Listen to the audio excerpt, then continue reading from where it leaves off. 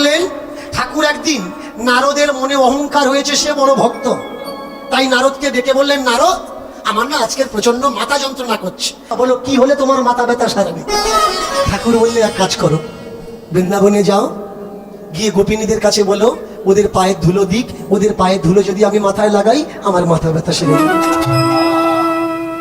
ঠাকুর এসেছেন, নারদ ঠাকুর এসে বললেন, ঠাকুরের মাথা যন্ত্রণা করছে, কোন ভক্ত আছে যে পায়ের ধুলো দেবে?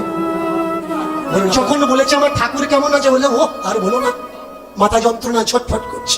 বললে আচ্ছা কি করলে ঠিক হবে, বলো না বলো না কি করলে ঠিক হবে? বললে যারা ঠাকুরকে ভালোবাসে তাদের পায়ে ধুলো কেউ দেয়, মাথায় লাগালে ঠিক হয়ে যায়। বললে কিছু এনেছো না? আমরা কিছু বিছিয়ে ঝেড়ে দেবো। নারদ বললে, আমার গায়ের এই চাদরটাকে ওড়নাটাতে ঝেড়ে দাও। পেতে দিয়েছে, সে পা উঁচু করেছে। বলে আচ্ছা তোমাদের পায়ের ধুলো ঠাকুরের মাথায় লাগবে, তোমাদের পাপ হবে, তোমরা নরক যাবে। গোপিনীরা বলে উঠলে, ঠিক আছে আমরা নরক যাবো, তাতে আমাদের কষ্ট হবে, আমাদের গোবিন্দ যদি কষ্ট পায় আমাদের তাতে কষ্ট হবে, আমাদের পায়ে ধুলো পেয়ে যদি আমাদের গোবিন্দের মাথা ব্যথা ঠিক হয় আমরা নরকে যাই, সে ভালো হয়।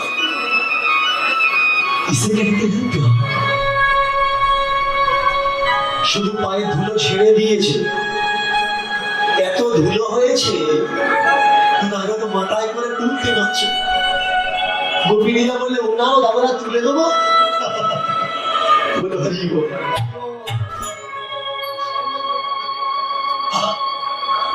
ওই ধুলো নিয়ে এসেছেন ভগবান শ্রীকৃষ্ণের কাছে। ভগবান বললেন, কি বুঝলে? বলে বুঝলাম যারা ঠাকুরের ভক্ত হয় তারা নরকে যেতেও রাজি আছে, কিন্তু ঠাকুর কষ্ট পাবে তারা এটা চায় না। তাই আজকের যে ধুলোটা তুমি এনেছো এই ধুলোটা যেন বেকার না যায়। ভগবান সেই চরণের ধুলো নিয়ে গুজরাটে সিন্ধুরাতে এই ধুলোগুলো ফেলে দেওয়া। ঠাকুরজি একটা জায়গায় স্টক করে রাখলেন, যে পুকুরে রাখলেন বর্তমান সেই পুকুরের মাটিকে গোপী চন্দন দেওয়া। তাহলে একটা চন্দন যারা রাজা মহারাজারা লাগায়, জমিদাররা লাগায়, যাদের টাকা পয়সা আছে তারা লাগায়, আর একটা চন্দন কোনটা? গোপী চন্দন, যেটা বৈষ্ণবেরা লাগায়। এটা লাগালে কপালে মাথা ব্যথা যন্ত্রণা, দুঃখ, জীবনের দুঃখ, সংসারের দুঃখ, পারিবারিক দুঃখ সবকিছু দূর হবে।